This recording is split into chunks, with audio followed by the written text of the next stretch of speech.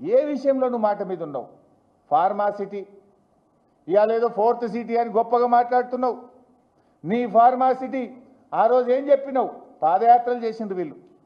సీతక్క గారు, బట్టి విక్రమార్క గారు, ఉత్తమ్ కుమార్ రెడ్డి గారు ఈ ఫార్మాసిటీ ప్రాంతంలో పాదయాత్ర చేసి కేసీఆర్ గారు మీ భూములు లాక్కుంటున్నాడు, ఫార్మాసిటీ వద్దు, కాంగ్రెస్ అధికారంలోకి వస్తే మీ భూములు మీకు వాపసు ఇస్తామని మాట్లాడింది కదా.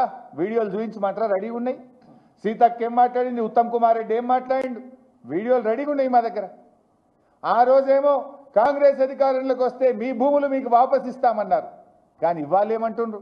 ఇవాళ పొద్దున్నే ఒక పేపర్లో నోటిఫికేషన్ చూసిన, కేసీఆర్ గారు ఆ రోజు 15,000 ఎకరాలు ఫార్మాసిటీ కోసం సేకరిస్తే ఇంకా 15,000 ఎకరాలు సేకరిస్తారట. నోరా మోరా మీది? భూములు వాపసు ఇస్తామన్న మీరు మరో 15,000 ఎకరాల భూమి సేకరిస్తాము అని చెప్తే మీకేమన్నా కొద్దిగానే ఉన్నదా? నేను అడుగుతా ఉన్నా. నిజంగా మీరు మాట మీద నిలబెట్టేవాళ్ళు అయితే, ప్రజలకు ఇచ్చిన హామీ నిలుపుకునేటోళ్ళు అయితే ఫార్మాసిటీ భూములు తిరిగి వాపసు ఇయ్యద్దా? దాని మీద డ్రామా.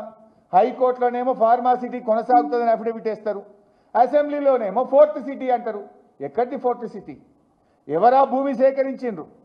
వేల కోట్ల రూపాయలు రైతులకిచ్చి 15,000-16,000 ఎకరాలు కేసీఆర్ గారు భూమి సేకరించి ఇక్కడ జీరో లిక్విడ్ డిశ్చార్జ్తో కాలుష్య రహిత ఫార్మా ఇండస్ట్రీని పెడితే ఓ 5-6 లక్షల మంది పిల్లలకు ఉద్యోగాలు వస్తాయని చెప్పి కేసీఆర్ గారు ఆశించిండ్రు.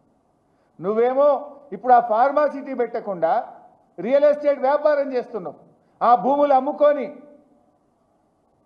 అమ్ముకొని ప్రభుత్వానికి ఆదాయం తెచ్చుకునే ప్రయత్నం చేస్తున్నావు. కేసీఆర్ ఏమో యువకుల కోసం, నిరుద్యోగతుల కోసం ఉద్యోగాలు రావాలి, ఈ రాష్ట్రం అభివృద్ధి జరగాలి, ఈ రాష్ట్రంలో ఆదాయం పెరగాలి, జీఎస్టీ పెరగాలని కేసీఆర్ ఆలోచిస్తే నువ్వు దాన్ని రద్దు చేసి 4th సిటీ పేరు మీద నీ భూముల విలువ పెంచుకోవడానికి నువ్వు రియల్ ఎస్టేట్ వ్యాపారం చేసే ప్రయత్నం చేస్తున్నావు. రేవంత్ రెడ్డి చీమునెత్తురుంటే, మాట మీద ఉండేటటువంటి అయితే ఆనాడు కాంగ్రెస్ పార్టీ ఫార్మాసిటీ భూములు వాపసు ఇస్తామన్నారు. అయితే భూములు వాపసు ఇవ్వండి, లేదా ఫార్మాసిటీ పెట్టి నిరుద్యోగ యువతకు ఉద్యోగాలు వచ్చేటట్టు చేయి. ఇది అబద్ధం కాదా?